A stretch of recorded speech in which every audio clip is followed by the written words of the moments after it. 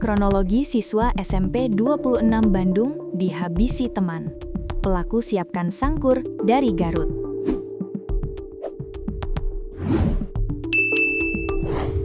Tabir gelap kematian ZAAA 14, siswa SMP Negeri 26 Kota Bandung, yang jasadnya ditemukan di bekas objek wisata Kampung Gajah, akhirnya tersingkap.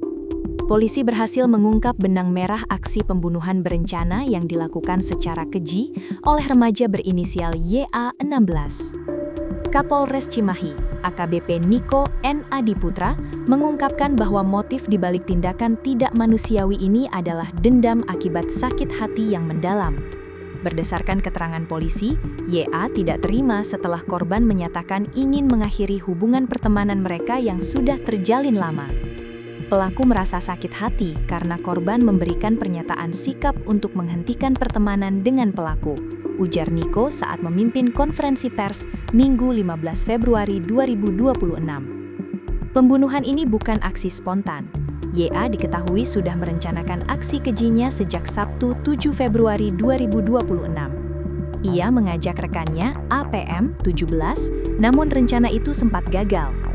Awalnya gagal karena APM sedang ada pekerjaan mendekorasi tempat pernikahan. Rencana itu baru terrealisasi 2 hari kemudian. Lanjut Niko. Pada Senin, 9 Februari 2026, YA dan APM berangkat dari Garut menuju Bandung untuk menjemput korban tepat saat jam pulang sekolah. Tanpa curiga, korban bersedia diajak berbicara di kawasan eks-objek wisata Kampung Gajah, Parongpong, Kabupaten Bandung Barat. Di lokasi yang sepi itulah percekcokan pecah. YA yang sudah menyiapkan sangkur dan belat dari Garut langsung membabi buta menyerang korban. Setelah menghabisi nyawa ZAAK, kedua pelaku langsung melarikan diri kembali ke Garut. Jasad ZAAK baru ditemukan 5 hari kemudian, Jumat 13 Februari 2026 malam, oleh 2 orang konten kreator yang tengah melakukan syuting di area terbengkalai tersebut. Berbekal hasil olah TKP dan penyidikan tim Resmob Cimahi, polisi berhasil melacak keberadaan pelaku. YA dan APM akhirnya diringkus di Kabupaten Garut pada Minggu 15 Februari 2026. Dalam kurun waktu 1 kali 24 jam setelah penemuan jasad, tim berhasil mengamankan 2 pelaku yang masih di bawah umur.